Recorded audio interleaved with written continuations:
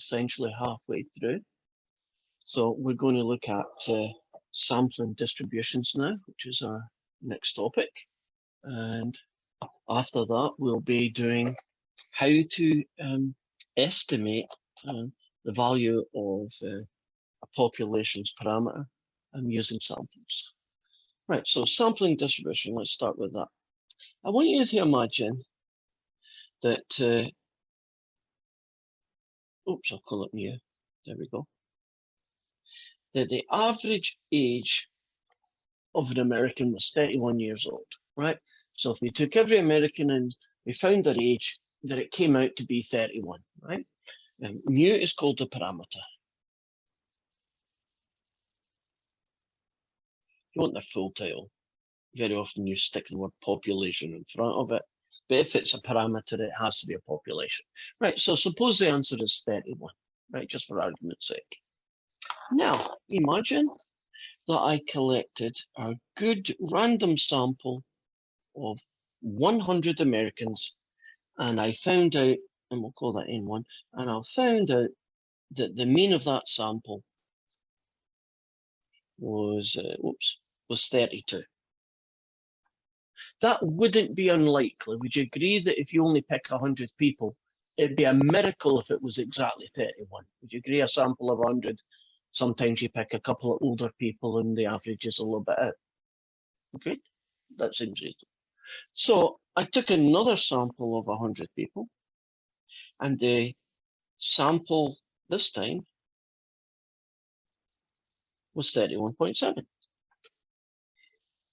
And that's not a surprise. Would you agree if you choose another random a group of 100 people and you found the average age of them, wouldn't it be unlikely that it would be the same average as the first 100? Imagine 100 people, different 100 people, different answers. Now, I could keep doing that. Let's suppose I did it one last time. And the third time I got it, and the answer I got was 31.1. Now, what sampling distribution has told us is that if you take lots and lots of samples of size 100 and you plot them in a histogram, this is what you get.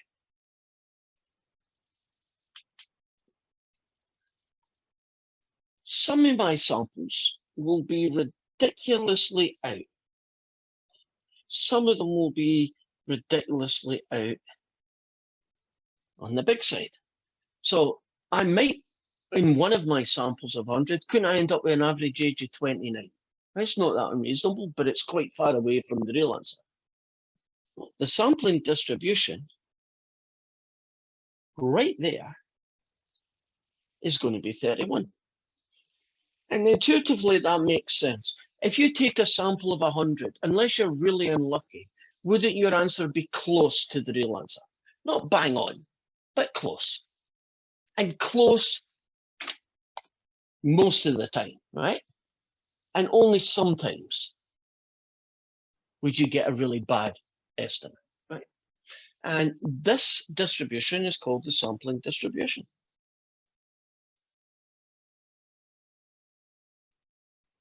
That's its name.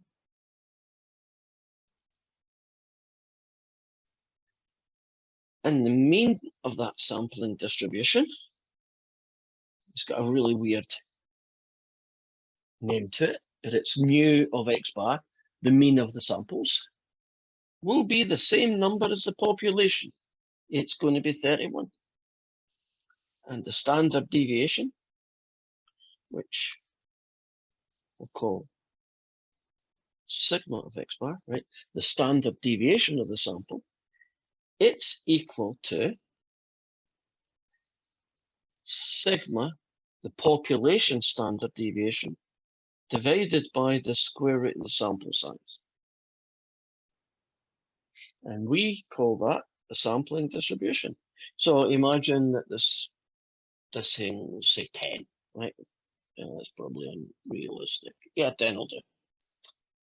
Then we could tell you that in this situation, if you did a sample of 100, that the sampling distribution would have a mean of 31, and that its standard deviation, which we would call that guy, is going to be 10 over the square root of 100, it would be 1.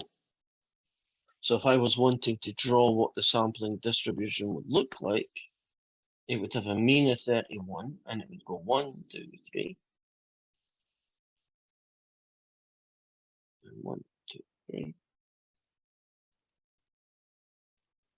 Okay, made that 28. Can you see 3 standard deviations away from the mean is where you would expect almost all your samples to be? And the idea behind this is that if you take a large enough sample, won't the sample mean be close to the population mean? I guess that's what it means in practice. So we are able to not only estimate what the population mean is from a sample, we can even tell you an interval where we're 90 or 95 or 99 or whatever it is % sure that it was going to be in that range. And we call that the sampling distribution. So it's a little bit of theory. It's kind of cool. Now, there are some rules about what you can and can't do with the sampling distribution. And the first rule is that the sample must be unbiased. Right?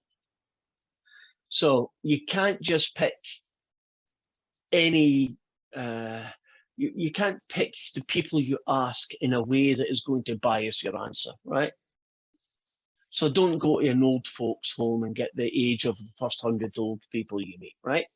Because you agree that would not be a good sample for the average age of all Americans, right? That's the kind of thing. There are lots, and we will get into a lot more detail in a different section about what we mean by unbiased. But think of it as being the sample is a fair representation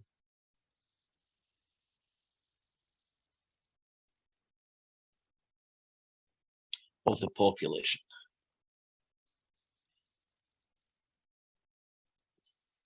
Second thing that we have to follow is the sample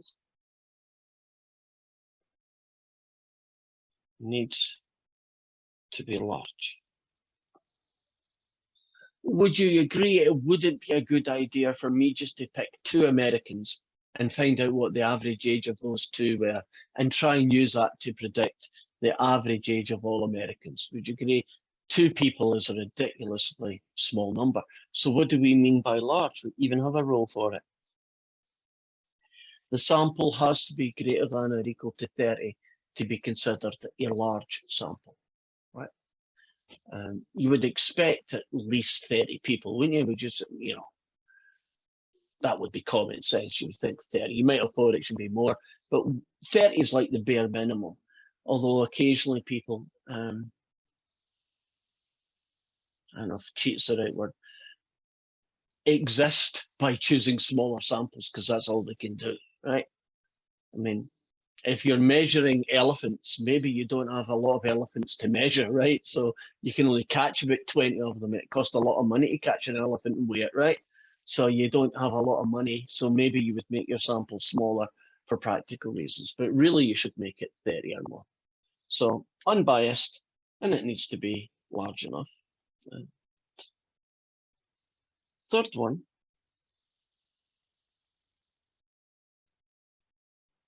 the population that you're getting your sample from should be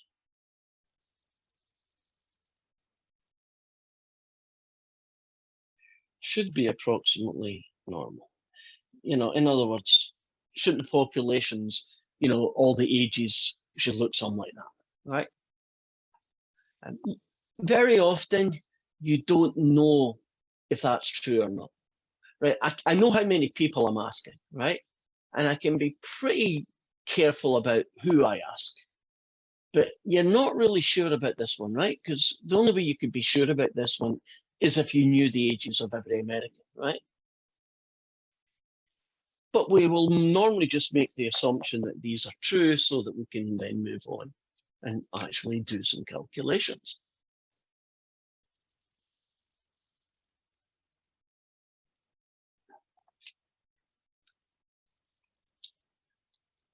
Now, let's jump into a question.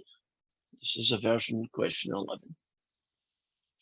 And in this question, we're being told that we have a population whose mean is 100 and whose standard deviation is 3. And we have a sample size of 32. And we want to find this fella and this fella. So let's do that first. The mean of the sampling distribution is this guy here. It's always equal to that one, so it's 100. This fella you get by calculating that guy. So in this case, it's 3 over the square root of 32. Let me go here and do a 3 divided by the square root of 32.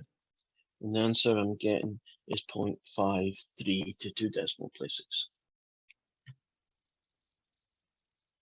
Are you comfortable that if I tell you these two and a sample size that you can find these two things? Now,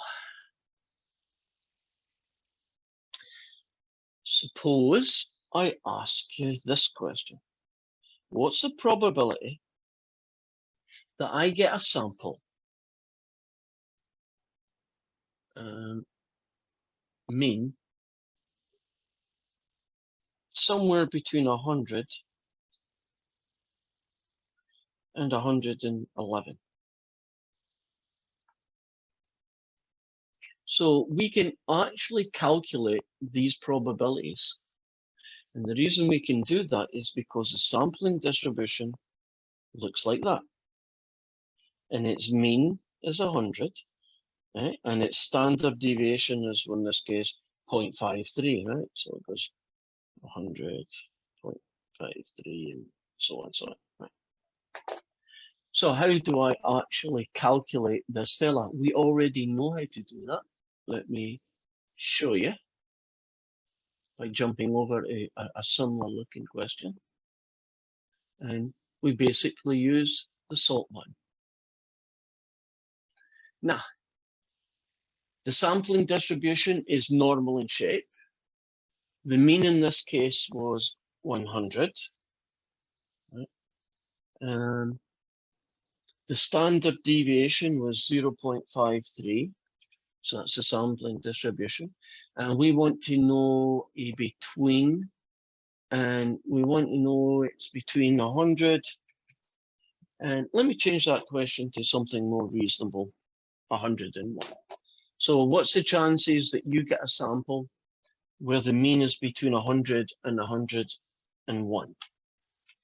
And the answer is about what, 47% of the time.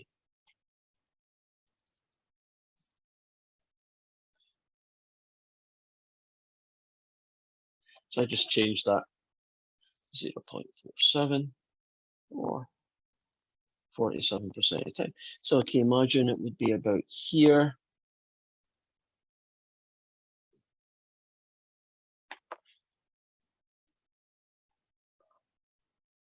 Let's put that to, let's do an experiment, a pretend experiment. Let's suppose we were told that, I don't know, that the average height of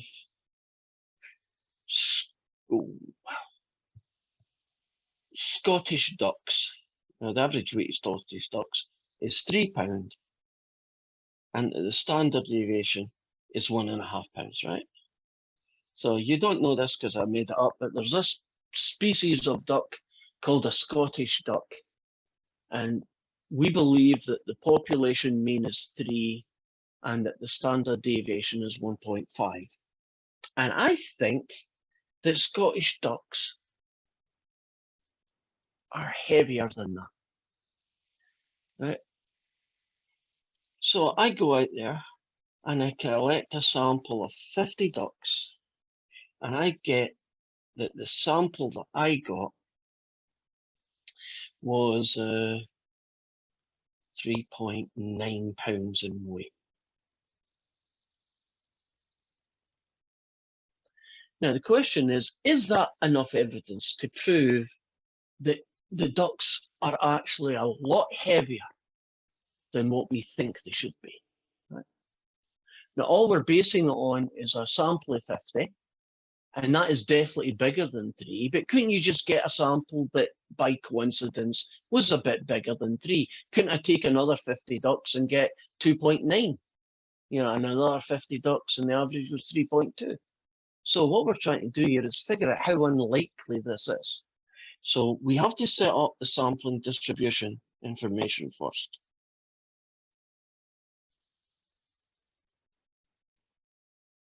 Now we know it's mean. According to this, it should be 3 pounds. And we know it's standard deviation because we can calculate it using that guy.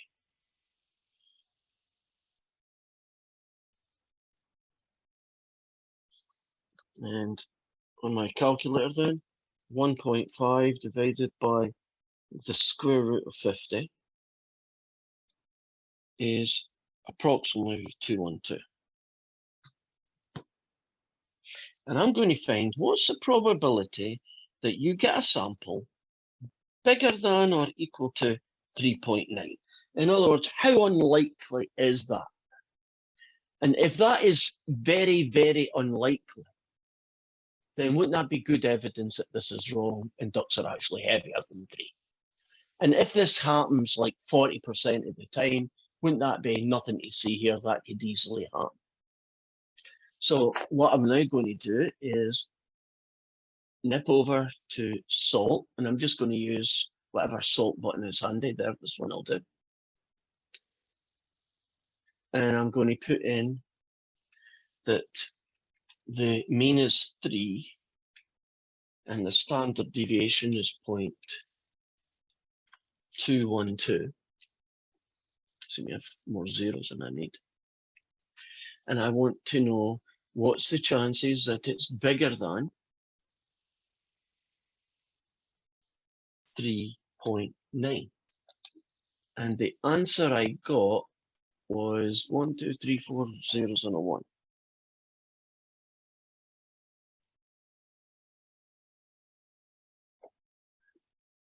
Right, I'm ready to make a conclusion.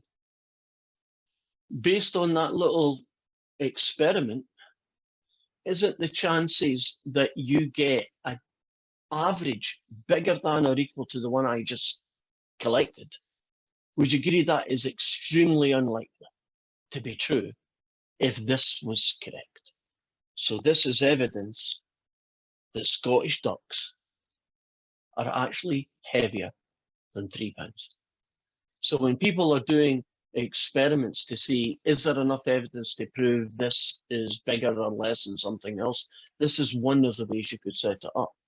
Can we pretend in a different world that this was 0.31, right, 31% of the time? Would you agree if that happened 31% of the time, isn't that not unusual? That is a normal kind of number that you might get in a sample. Now, why would you get a number like that? See if the standard deviation is quite big. Wouldn't there be a lot of variation in the weight of all ducks? And so there'll be a big variation in the average that you get as well. Any questions so far? So we're talking about this thing called a sampling distribution and how we can use it to calculate probabilities that a mean is bigger or less than something.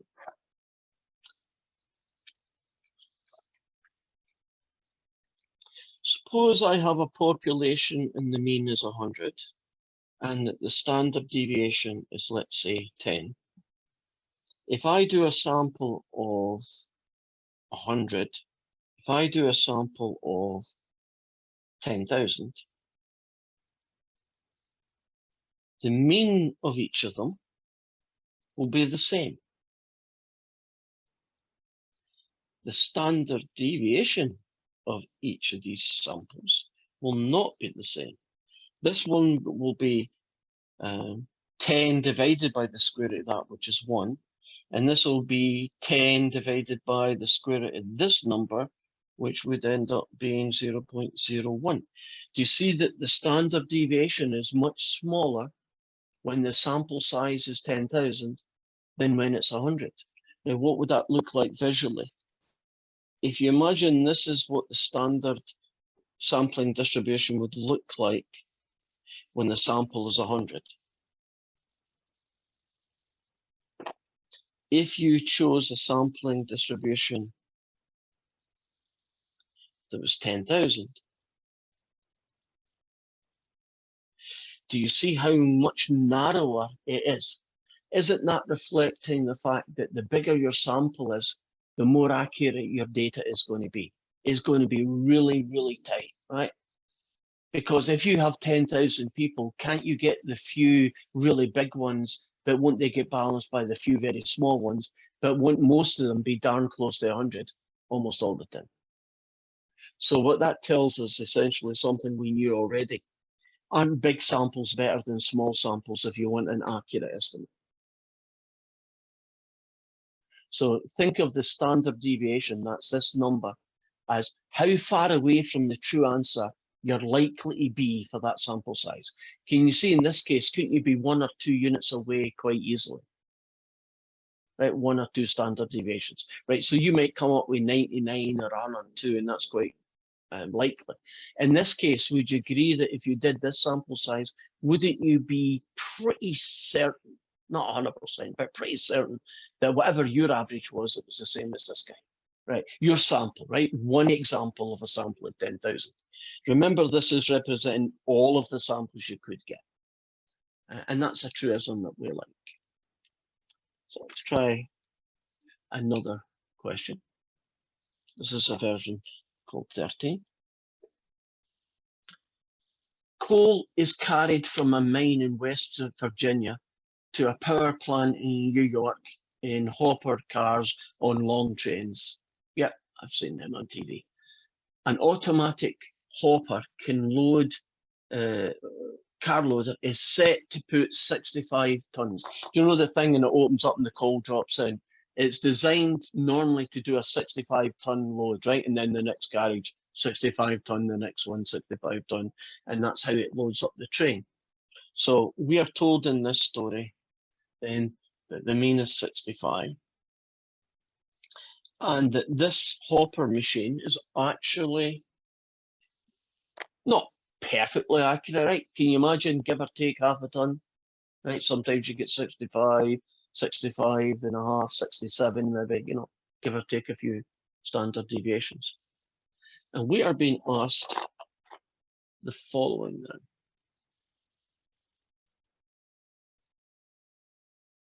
One car, right? One, what would you call it? Well, I won't call it a car. Well, they call it a hopper, right? I prefer the word hopper. One car hopper. What's the chance that you get less than 64.5 tons? So to be able to answer this question, we are going to make the assumption, which is allowed, at least in this question, that the sample size is 1. Now, in this world, won't the mean of the sample be 65? And won't the standard deviation of the sample, the standard deviation of the sample, strictly speaking, it's that guy, but isn't that guy just sigma over 1? So it's going to be 0.5.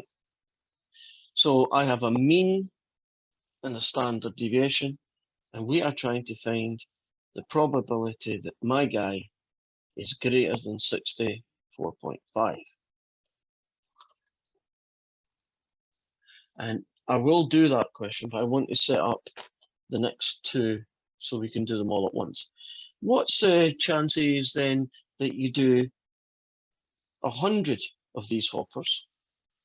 And what's the probability now that it's going to be less than 64.5? Well, if you do a sample of 100, the mean of the sampling distribution doesn't change, but the standard deviation will. It will become 0.5 divided by the square root of 100, which is 0.05. And oops, and we are also going to find the probability that you get an answer greater than 64.5. So I've got the mean and standard deviation, and I want to know what's the chance it's bigger than this, and different mean and standard deviation and bigger than the same value. Before I do this calculation, do you think the answer to one hopper being bigger than 64.5 could be pretty big, right? There's a good chance that that could happen. Whereas the average of 100 being bigger than that, would you agree that's probably very unlikely to happen, right? Just gut feeling. And we should get that result if I did this correctly. And let's see, normal distribution. We're talking about a mean here of 65 and a standard deviation of 0.5. And we want to know that it's bigger than 64.5. And the answer is 0.84. I'm only going to do it 2 digits. 0.84. Right, 84% of the time you're going to get that. Right, pretty likely. Right, happens a lot. Now the second one, same mean, but this fella is now a lot less variation. And we put in 64.5 here. And actually, I should have went the other way. No, that's good. The answer is 1.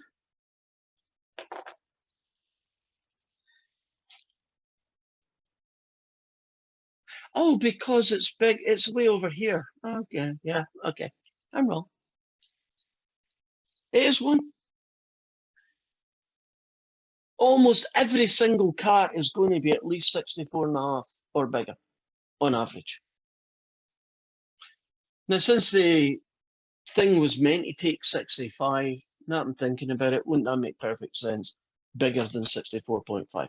I'm going to show you a picture of that to try and emphasize what I just said. And then I'll show you what I was thinking when I said the other one.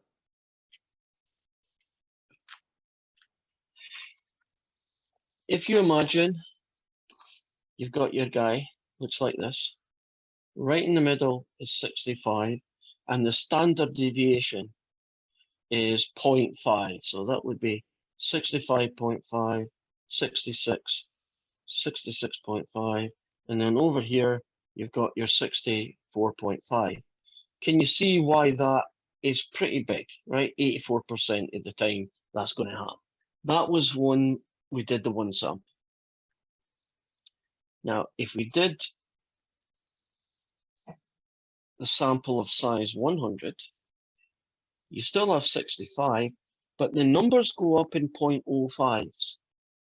So you'd get 64.95, 64.9, 64.85.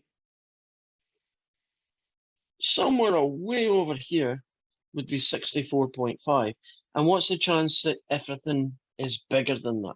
Do you see that's virtually everybody? That's why it came out as 100%. Now, I was thinking this story.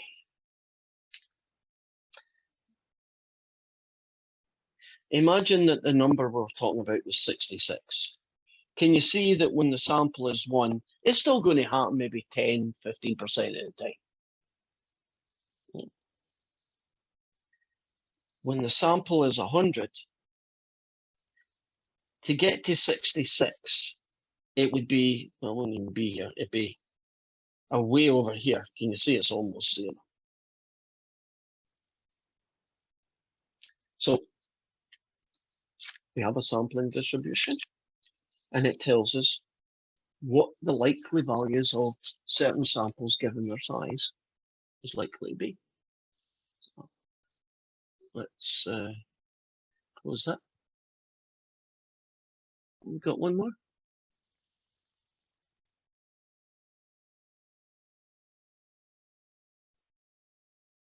Now, 14 is essentially the same as the one I just did, so I don't think I need to do that one. And then I've missed 4, we move on.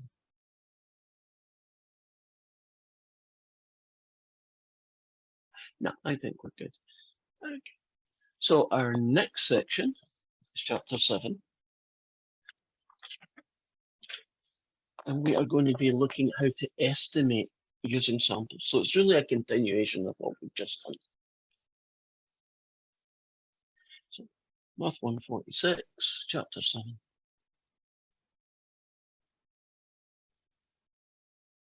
Estimating the mean of a population.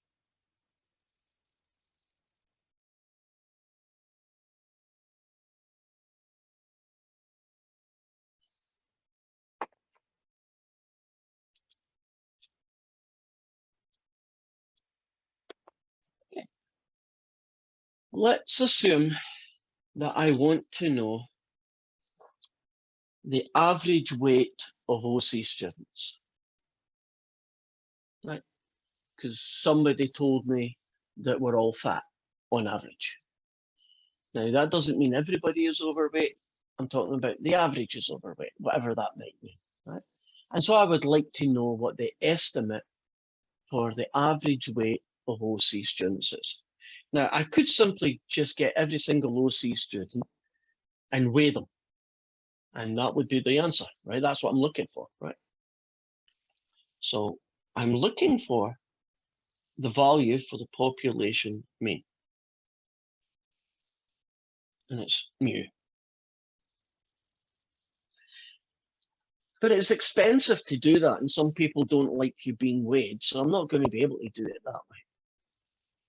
So instead, what I'm going to do is I'm going to get 120 students, and I'm going to weigh them instead. And the mean weight of my students, oh God, I don't know what that is 150 pounds, because I've just made that number up. And I'm going to add one extra piece of information here. Although I don't know what the mean population is, I do know from textbooks and so on that when you talk about people's weights, the standard deviation is 20 pounds. So I know the population standard deviation is 20 pounds. And we are now going to estimate the mean of the population.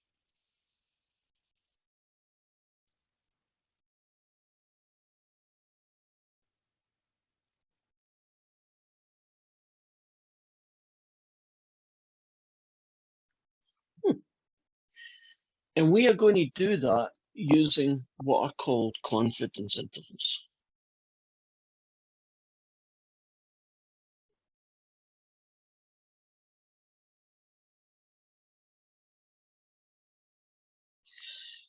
Confidence intervals are used because they are more helpful and they tell you more information than me just saying, hey, the average age of my sample was 150 pounds, so the average OC student weighs 150 pounds.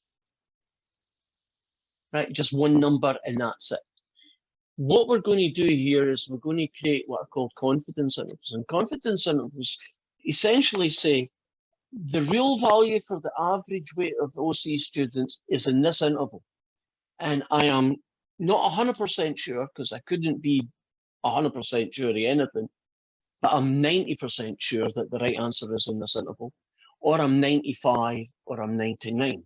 And so these are typically called the 90%, the 95%, and the 99% confidence intervals.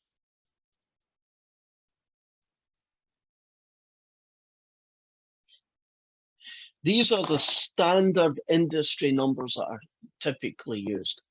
There are a couple of non-standard ones. There's an 80%. And if anybody ever does an 80% confidence interval, well, you just laugh at them and ignore whatever they tell you. Because if you are 80% confident that your right answer is in this interval, isn't that you're 20% sure that you got it wrong? And I think 20% sure of being wrong is too big. Doesn't that mean 1 in 5 of my answers is wrong? And I don't want to build bridges where a 1 in 5 chance that I estimate something is wrong, right? In fact, I'm not sure I want to build a bridge on a 90 or 95. I'd much prefer that one. So if you see an 80% confidence interval, just ignore it. It's bad math, but some people use it. And there's another confidence interval that is also a non-standard, but it is used in some situations. And that's the 99.9% confidence interval. Have you any idea who might use such a high degree of confidence?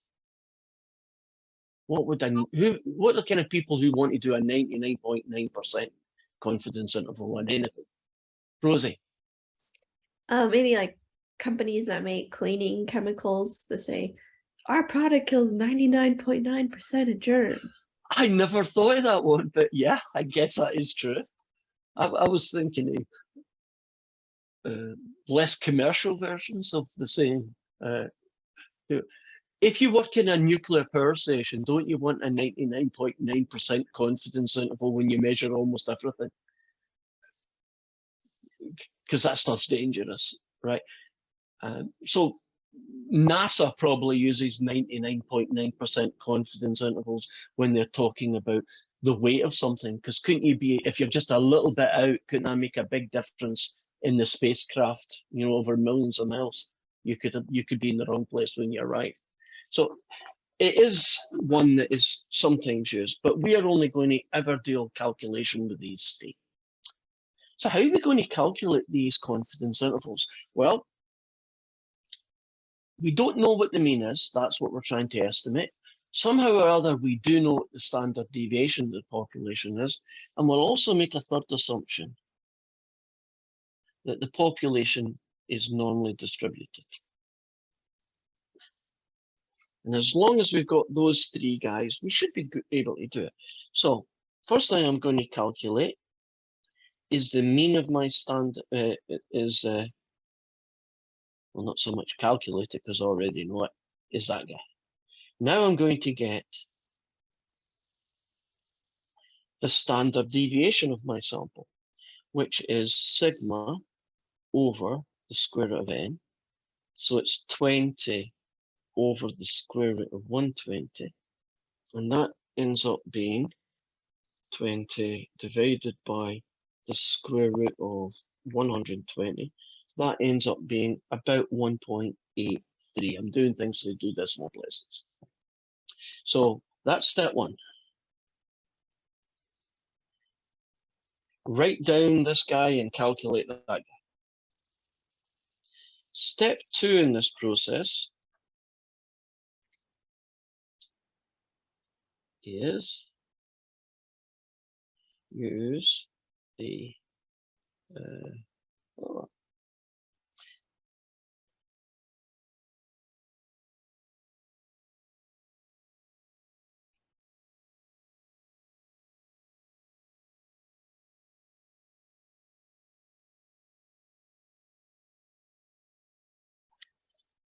now there's a guy called ZC, the confidence Z-score, right? ZC, the confidence interval Z-score. And we're going to use it to calculate what's called the margin of error. So let me tell you who they are.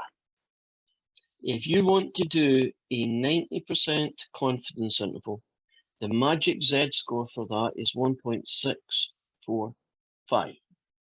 It's always that number. You don't need to worry about it changing, but you do need to know it. If you want to find a 95% confidence interval, then the magic z-score is 1.96. And if you want to do a 99% confidence interval, the magic z-score is 2. Darn it in space. There are two versions of this one, and it's either going to be 2.875 or 2.78. Let me check it. Don't want to do a number and then find out that this guy uses the other one. So if you hold on a few seconds, I'll just check by picking one of their questions and seeing what they're using. The numbers are the same numbers if you round them off, but the accuracy that they use is different. Let's see. They got one. Come on, show me an answer.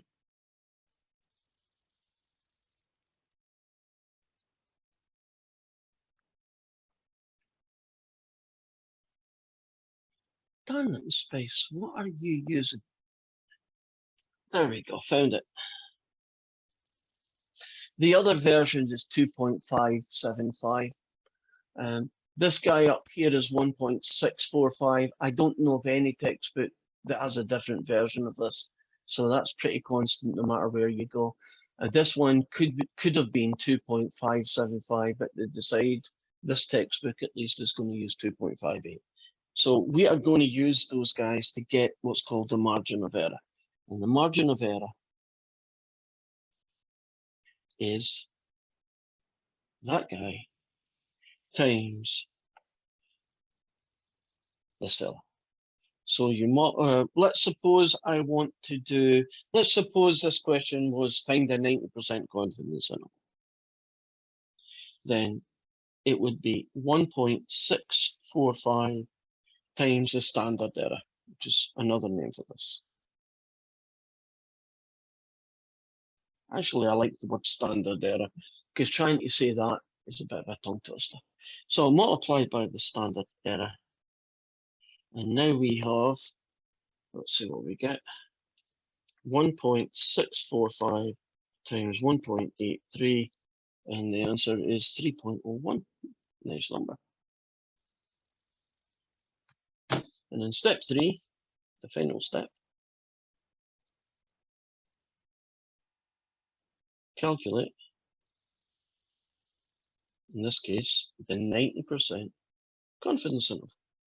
And the formula for that is X bar plus or minus the margin of error.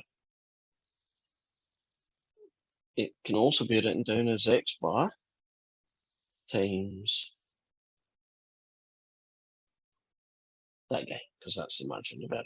So in this case, we got a sample of 150 plus or minus that guy.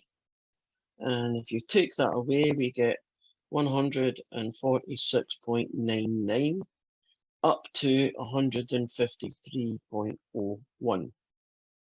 And that's my 90% confidence interval.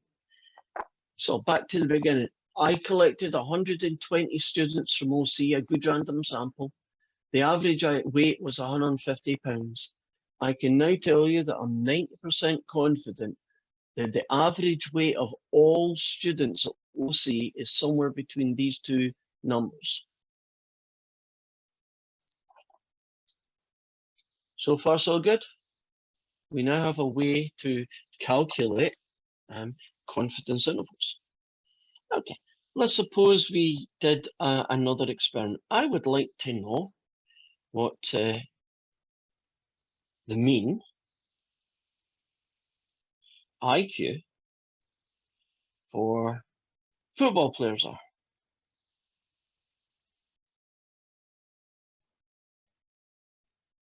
What do you want, a 95 or a 99% confidence interval?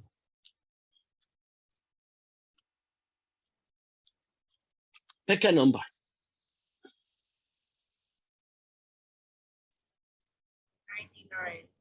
99. So we are going to do a 99% confidence interval, right?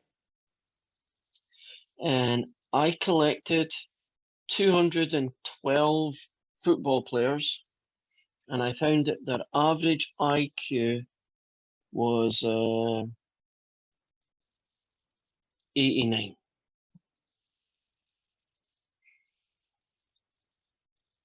So that's all the information I need. So I'm going to go through the whole process and calculate what I need to know. Right, I need to know the mean of the sampling distribution, which is 89. I need to know its standard error. And its standard error you get by that calculation.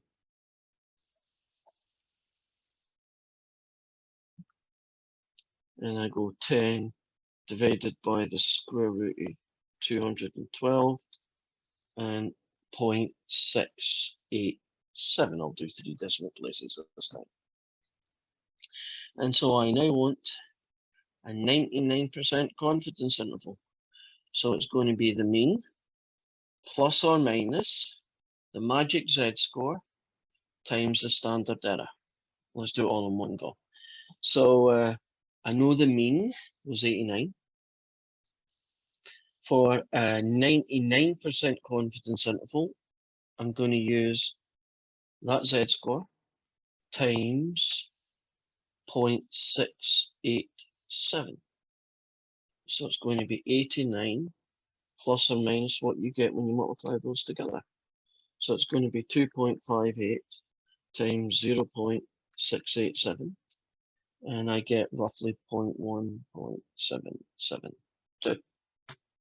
And if I take that away, I get 87.228. And if I add it, I get 90.772. So I am 99% confident that the average IQ of football players is somewhere between 87 and 90-ish, right? And I can even do some other things.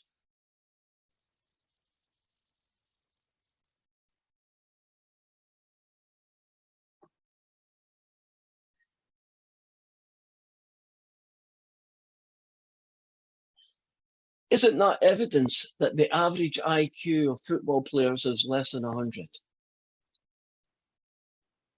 Because no matter what number you pick here, aren't all of them less than 100? Now, what you've got to also know is that this range of values is saying that the average IQ is any number between here and here.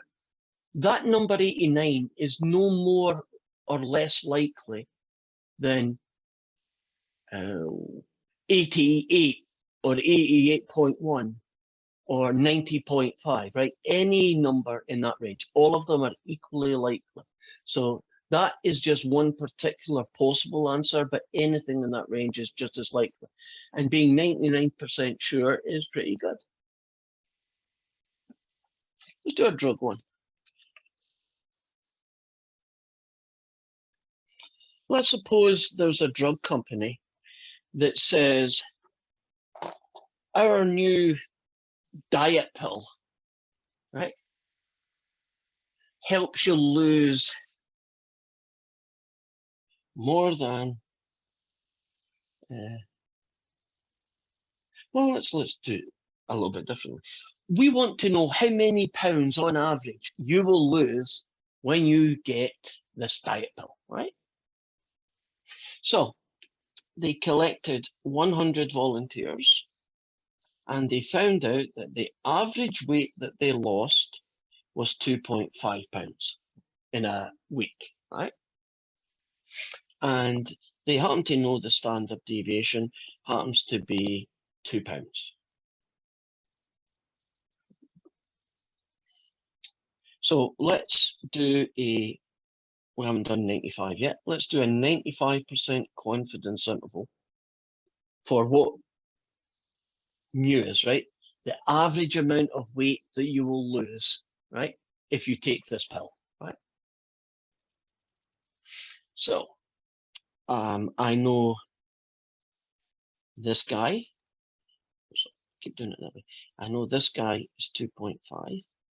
I know this guy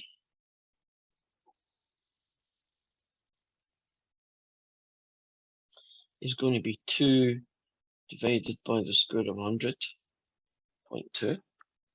And now I'm going to create my 95% confidence interval. Well, it's going to be the mean plus or minus the magic Z score for a 95 times the standard error. So it's going to be 2.5 plus or minus 1.96 times 0.2.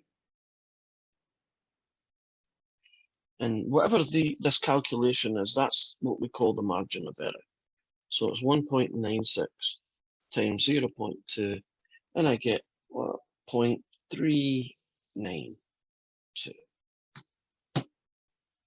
If you take this away, you get 2.108, and if you add it, you get 2.892. So we are 95% sure that the average weight loss, if you take this pill, is somewhere between 2.1 pounds and 2.9 pounds. Agreed? Right. We're 95% sure. Couldn't we just be totally wrong 5% of the time and the real answer could be anything? You could lose a lot more, but you could lose nothing. If the company went and said, on average, you will lose at least £3 per week, would that be a true statement? No. No. Isn't every single one of the numbers in this interval, which is the average that you would lose, aren't they all less than £3?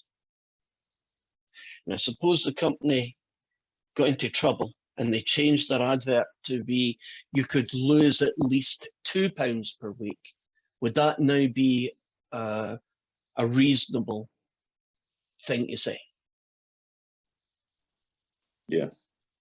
Because aren't all of these bigger than £2? It would even give them a little wiggle room on the low end. Yeah, you could say £2.1 if you want to push your luck, right? Yes. So isn't that kind of interesting that we now have a structured way of estimating what the average of a population is when all we really have to work with is a sample size, right? A sample of 100 or 200 or whatever it might be. And can you see why you're not allowed to use small samples? If you were an unscrupulous company, couldn't you just have 4 people in your sample? And with 4 people, couldn't you get all sorts of weird averages?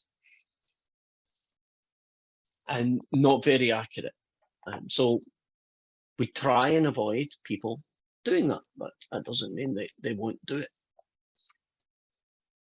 What one shall I pick this time?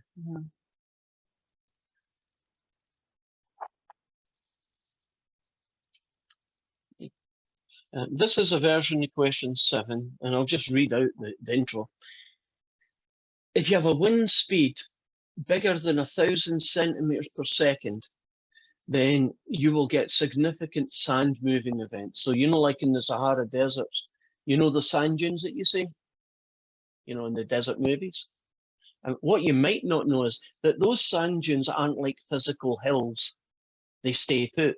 Do you know that sand dunes move across the desert? So if you had time and patience and you stood on top of one of them and you followed it as the sand kind of moved, wouldn't you, move, in whatever way the wind is blowing, right? If you sat on the board and just floated along the top. So sand dunes move.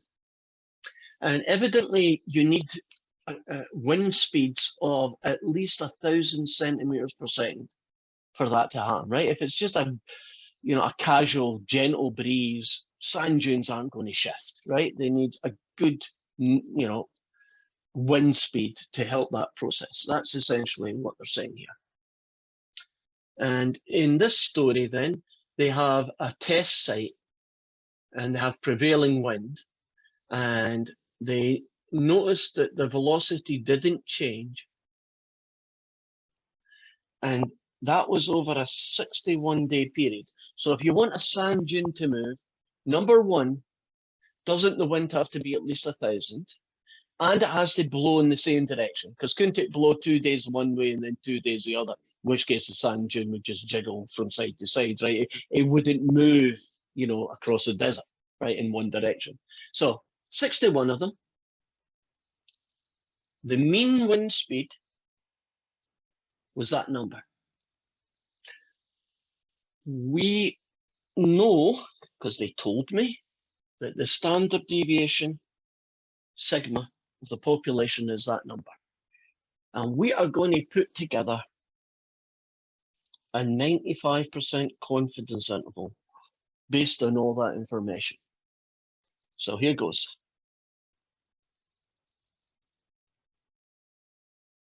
Same formula all the time. Mean plus or minus for a 95% confidence interval, the ZC is going to be 1.96.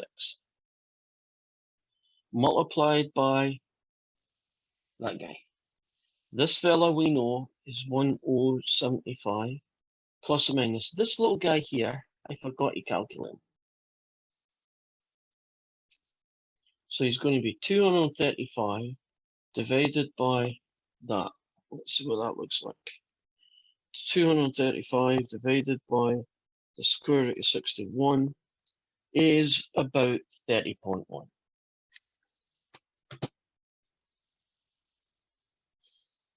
So it's this plus or minus those two guys. So 1.96 times 30.1. And I'm just going to call that 59 because it's pretty close to it, right? So they don't give you that little bracket thing. So let's do it the way they do it. They have a guy called the lower limit, and then have another guy called the upper limit. Right, if you take this and subtract that, you get the lower limit. So that's 1016, I believe. And if you add it, you get 4 carry 1, 6, 3. You get that. I would have written that down like an interval, but that's fine. Right, that's what it looks like. Now, for the sand dune to move across the desert, in other words, it's, you know, year after year, you know, century after century, that sand dune is going to keep moving in one particular direction. It has to have a value, an average value greater than 1,000. Would you agree that this interval is greater than 1,000? What that tells us is that this particular place, the sand is moving. I know for a fact, I don't know why I know lots of weird things, but aren't the sand dunes in the Sahara Desert moving south? In other words, year after year, there's more desert. The Sahara Desert is getting bigger, right? It's blowing south. So evidently in the part that at least I read about, the wind must be blowing southerly, and it's blowing strongly enough, constantly enough, for the sand dune to basically swallow up, you know, towns and farmland and whatever else is in the way. See, useless piece of information I just told you, but that's from that story.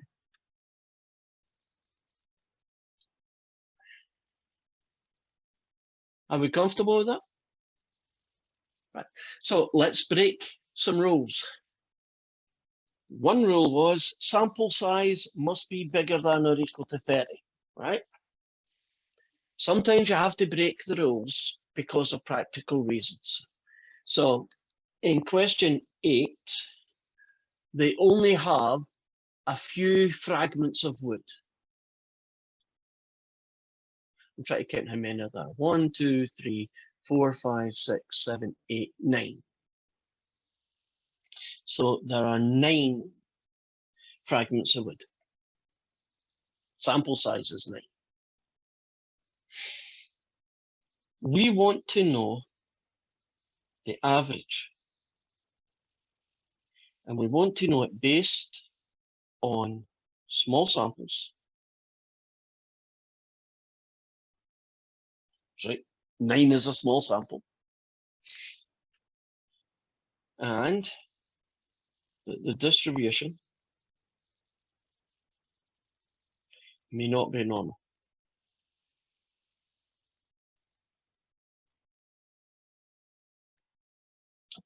So can we still do confidence intervals based on very small samples or samples where the distribution isn't normal? Can you imagine your population is skewed to the right, skewed to the left, got 2 bumps in it, right?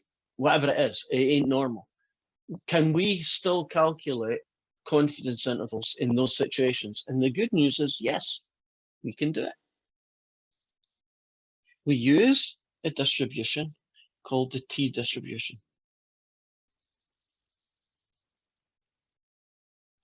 So if you ever get a story where the sample is too small, or they tell you that it's, you know, skewed to the left and weird looking, then you're going to use this guy called the t-distribution. You do not need formulas, mostly because the formulas are ridiculously ugly to use. You know, like standard deviation, nobody wants to do it by hand. We can actually do it using salt. So let's show you what the question that looked like that did. And the homework is the first 7 questions were like the ones we've just done, and the last of the questions are going to be the new guy, right? So there's a natural transition. So when you get to question 7, you're still going to be doing, you know, the normal distribution thing with the formula that we showed you, right? And now you're going to move on to question 8 and beyond. And you'll kind of know that they look different. Here's, oops, we don't want that. Answers like distracting. I did that for the formula.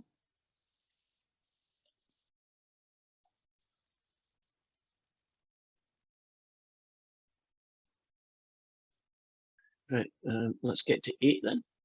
Right, so the method of tree rig dating gave the following years for an archaeological excavation site, right? So you're digging up a piece of ground and you want to know how old is this building that's left, and all you got is a bit of wood here and a bit of wood there, right? You don't have a lot left. Most of it, you know, disintegrated over the centuries. And here are the ages, right? The age that we got here was, it was 1100 years old. This is 1200. This is 1300. And we want to know what the average is. So you would hit the sort button.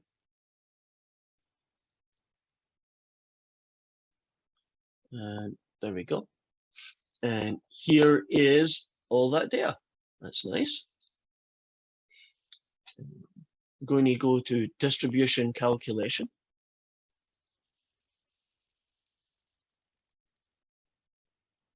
Oops, my apologies. Forget I just did that. We want to calculate the mean and standard deviation first. So let me do that. If I go to descriptive, there we go. Can you see the mean then is that number there? So question A, what is the mean of that sample? It's 1267.6667. That's pretty accurate. And the standard deviation is going to be 45.318. Are you comfortable about the mean and standard deviation of those 9 pieces of wood, right? So that's the first one. I'm going to return back here for a second to show you what I've just written and show what I'm going to do with it. We had all the data. I went into salt and I found these 2 guys. Okay, that's the first thing. Now, next thing I'm going to do is I'm going to get the standard error. That guy. I really don't like that. Let's just call it what it is in English. Yeah. We need to find the standard error. Now, the formula for the standard error is almost the same formula, isn't it, but it's not sigma over square root of n. You see, it's now the standard deviation of the square root of n. So it's going to be 45.318 divided by the square root of 9, which is tiny. And I'll tell you what that is in a moment.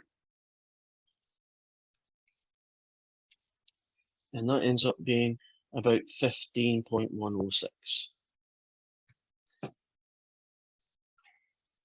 So to be able to use salt and the t distribution, we need to know 3 things. Well, actually, no, think of it 4. We need to know the mean, which we do. Oh, let's just call that 7 there. We need to know the standard error. Well, let's just call it 1, right? We need to know the sample size. And the last thing we need to know is, what confidence interval do you want? Do you want a 90, a 95, or a 99, right? Depends on the question. So let's say that this question, which I now don't have in front of me, this question wanted to know a 90% confidence interval. And you might think, oh, I'm going to write that number, you know, this guy here. No, we're not. We don't worry about that. That is going to be put into salt and let them sort it out. Now I'm ready to go back to using salt to get the confidence interval. Okay. Go away. There we go.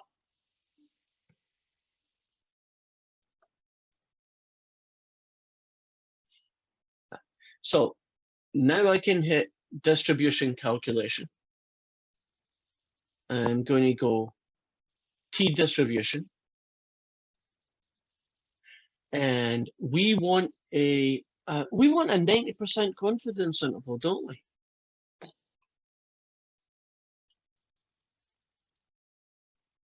So here we are here. I don't even need to type it in. If you just hit inferential statistics, it's there. Can you share your screen? Oh, let me show you. I'll do that from scratch. I get somebody in chat. Oh, somebody just tell me the name. Okay. Let me show you this guy from the start. Right. Here are the 9 numbers. Here is the mean and standard deviation, which we calculated earlier. Then I'm going to hit use salt. And I was about to type in all that information. And then I realized that it has a feature where it does it all for me. So you hit inferential statistics. It already knows it's a sample. The variable was the year. And all we do here is we hit confidence interval and we make that number 90. Do you see, I don't even need to do the standard error because even that's done for us, which is kind of nice. Now, one hit inferential statistics and pretty much everything is done except this button, confidence interval. And then you generate the results. And the lower limit and the upper limit, that's the 2 numbers that you're interested in. Right. Do you know that standard error that I talked about? Yeah, guess what? Didn't they calculate it for me? See the 15.1? Right. So I'm not even going to bother doing it. If salt's going to do it all for me, I'm not even going to calculate the standard error, right? We'll just let it do it for us. If the question says what's the standard error, won't you just go here and write that number down? So it's done for you. Right, now, lower limit, upper limit. Let's write that down before I forget. The lower limit is 1239.6 because I'm rounding it off. And the upper limit is 1295.8. And that's pretty much the interval that we were trying to get. We have just found a 90% confidence interval for what we believe to be the age of that. Me personally, I like to write intervals like that, but it's just a visual thing. Right, if you were looking at that interval, and it's a 90% confidence interval we're talking about here, I am 90% confident that the real age of that area, right, that building, is somewhere between 1239, right, and 1295 years old, right?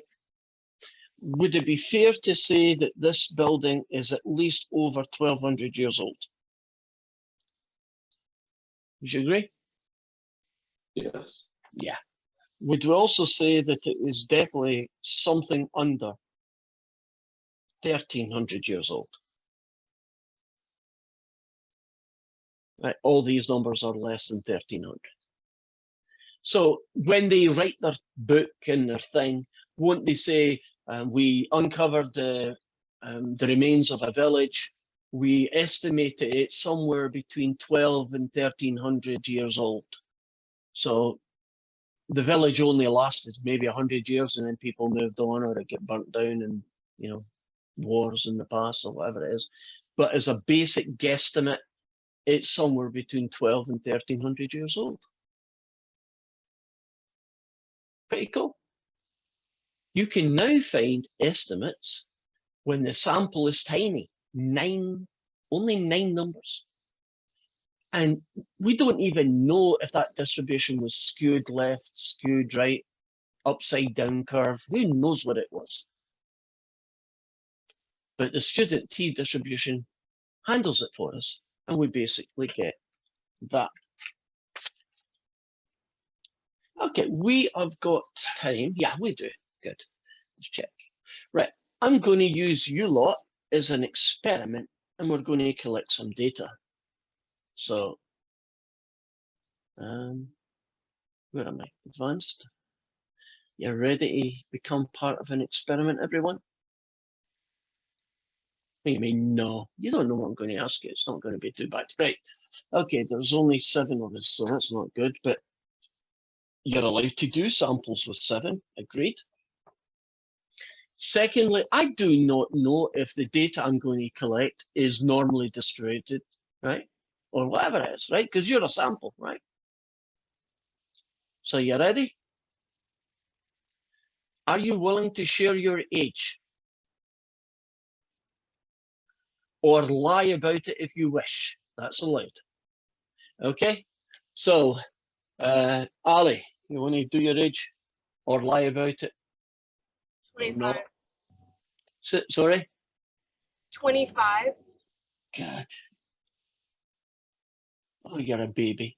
All right, I'm 66. What's your age, Brandon? 31. 31. What year, Rosie? 23. 23. Zach?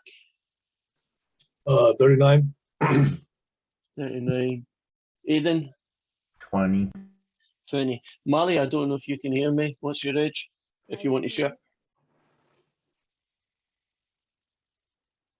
Right, we'll assume Malia can't hear me or doesn't want to share. So my sample is now 6 people, right? And I am going to do a couple of really bad assumptions. Assumption number 1 is that you lot are a fair representation of OC students. Now, if that assumption is wrong, won't everything else be wrong, right? But let's make that assumption, because if we can't get by that hurdle, then there's no point, right? Right. And the second assumption I'm going to make is that you all told the truth, right? Which I'm assuming, based on the fact you're all nice and young, wouldn't be a problem, unless you're my sister Morag, who, when she got to 30, she stayed 30, so she was always a 30-something birthday. And she had a 30-something birthday until her first son reached 30. And then she stopped doing that. So none of you are lying. Right, good. My I'm now grandmother, going when to... she did that. Every year she would go back 1 year. Who did that? My grandmother. Oh So God, she must be younger once than she you now. turned 50. Apparently she started going like, oh, it's my 49th birthday. Why not? I think you should be able to be what you want to be. If you want to be 22, I wouldn't mind being 22, but I think I'd have problems just because of the way I look. Right now, I need a couple of things to put into WebAssign because since our data doesn't actually exist in WebAssign, we have to kind of get it in there, and that's going to be a little bit of an issue. But I'm going to see if I can cheat, and I'm going to do it by simply just using this data here and changing it. So this is not the best way, but it's the best way I can think of, right? So I'm going to delete. No, I don't want to do that. I just want to delete these guys. Oh, what? I got a better idea. Why don't I just change these numbers? That's less work. So I'll make this 25. That's good. Then I'll make this one 66. This is just a workaround to get WebAssign to use our numbers. I'll make this 31. 23.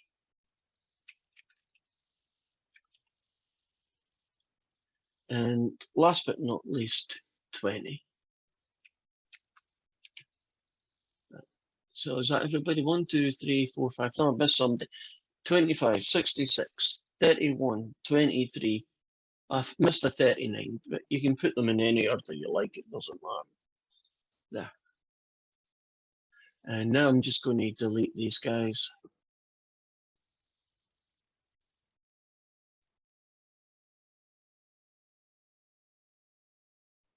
Should Why is that hit not? delete if you hit the trash can. Yeah, you hit the Oh, thank trash can and you. you have to hit the egg. There you go. There. Okay. Hitting the wrong button. Right. Okay, there's our data in. Salt is going to think that's the ages of trees, but that's fine, right? And so what I'm going to do is then hit my inferential statistics. Here we go. What do you want? A 90, a 95, or a 99? Let's do 95. 95, already set up for it then. So when I generate results, we can say that the average age of OC students is somewhere between 16 and 52. Now, would you agree that's a huge range? But it's not a surprise, right? Because there was so little data, agreed? That if you want to be 90% sure, don't you have to make the answer, you know, ridiculously big? Right. Now, if I'd done 200 students, would you imagine that that interval would have shrank, and it might have been, you know, from 23 to 32 kind of interval, right? It would have been a much more manageable interval. We don't have any, what's the word? We have some control. Don't you basically want to ask as many people as you can to get the best estimate you can? That's the bottom line, right? That actually worked out pretty good. Now, give you a couple of silly ones, and we'll do one real one. How do you get, this is a silly one, how do you get 100% confidence interval for anything? Statistics doesn't deal with absolutes, right? We talk about probabilities of things, right? There's a 40% chance of this happening, right? Or there's a 0.2% chance of that happening. Or there's a 90% confidence interval.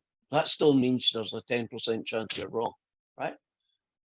If you wanted to be 100% right, you can theoretically do it. Here is a 100% confidence interval for every single thing you could possibly ask that has a number as an answer.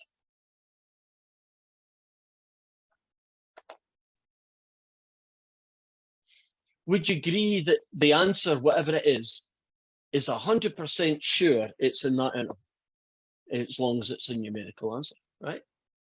That's the only way you can ever be 100% sure in statistics.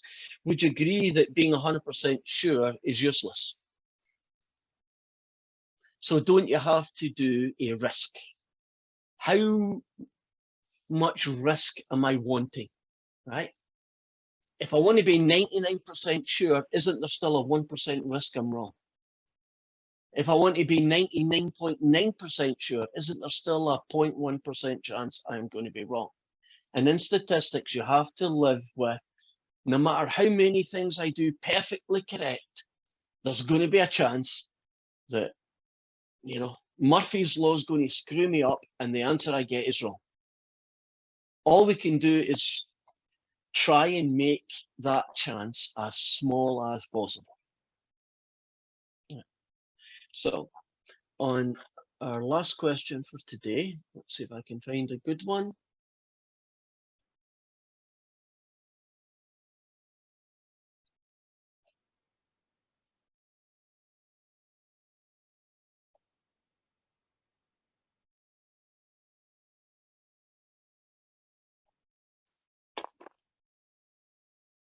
Okay, the one I'm going to do is question 13, and I can show you the data, so that means I don't need to write anything.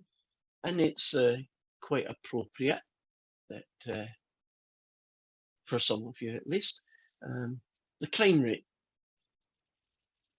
Now that I'm thinking about it, did you read the story that there was a shooting in Bremerton a couple of days ago?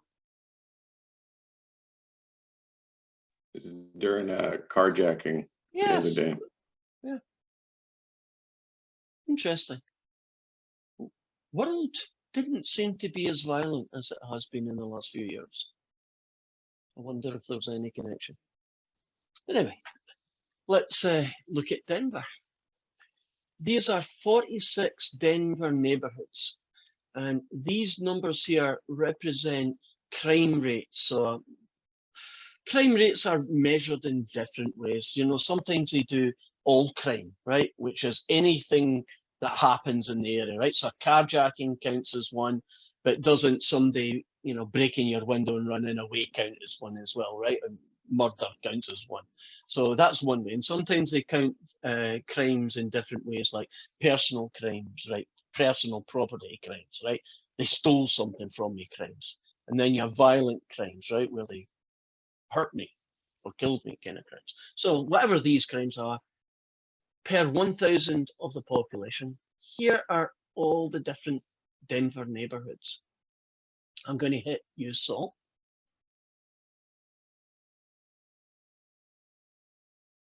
And it's loading up. I'm going to move this window and I'll move this one. I think when I do that, are you looking at Cengage now, or will I have to go out and in?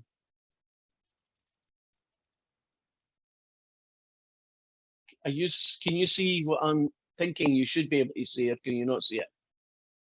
You're looking at the salt for crime reports. Oh, you're still looking at that. Okay, I'm now going to go out and then. Right, are you now looking at the salt, that thing? Is that the same thing? Are you looking at all the little pencil marks and all that good stuff? Yes. Okay, I'm in the right place. So I'm going to hit inferential statistics. I'm going to do a confidence interval. Just because I want to, let's do a 99 and we'll generate the results. So for this, on average, the average crimes per 1,000 people is 64, right? So there are going to be 64 crimes per 1,000 people, right? So if this neighborhood had 10,000 people in it, in a year, there'd be about 640, you know, all the crimes combined. But that ranges from 53 to 75, right? So they've got a guy here, that's the lower limit. They've got a guy here called the upper limit. Right, so I'm now going to switch windows again. Are you looking at the questions now? Oh, good, that worked. Right, so when it says lower limit, I'm going to copy and paste that. Why can't you paste that? Paste that there. And if you want to get the upper limit, it was what, 75 and a bit. So I'm going to copy that and paste that. Now I need to get the mean and standard deviation. Well, I have the mean that's here. So I'll copy that and I'll put it here. And the standard deviation, I've also got that in front of me in that same place. So I only need to go to one location to get all these numbers. And they want the answer to 4 decimal places. You can get caught out with WebAssign doing that. 4 decimal places. That's this guy. 4 decimal places. That's this guy. And 4 decimal places, I believe. You get that guy. Okay. You know, so if you didn't, have you ever had you did it to too many places and then WebAssign says you're wrong? You know, just pay attention. You know, if it says to 2 decimal places, just do what it says. Now, so it says here, suppose you're advising the police department about police patrols. Well, right, you've got a limited number of police, right? Do you really need to put police in an area with low crime, or should you have more police in areas with high crime? It would seem reasonable that you'd want the places with high crime, right, to have more police force, right? Because we want to stop crime. That would be the right. So I'm assuming that's what they're getting at. I just noticed something too on Mhm. question B. I think we computed it for 99%, and then the question that says 80. Okay, can we pretend that it said what it said and we'll go with that? I was just scrolling down, and question E says to do it for 90%, 95. So you have your answer for that one already. Okay, we got the 95, and this one is which one did they say? And I just did it for the 80%. Yeah, I should laugh at them, shouldn't I? But too late now. Yeah, they're yeah. As you said, Yeah. dumb. Don't. Anyway, based on this fact, back to our story. One neighbourhood has a crime rate of 56 crimes per 1,000. Do you think that this is below average population crime rate? Then fewer patrols could be used. Okay, so if we're looking at this 56, it's inside that average, isn't it? The major variation. So I guess in that case, no. Can you pretend that one there said 52, just for argument's sake, right?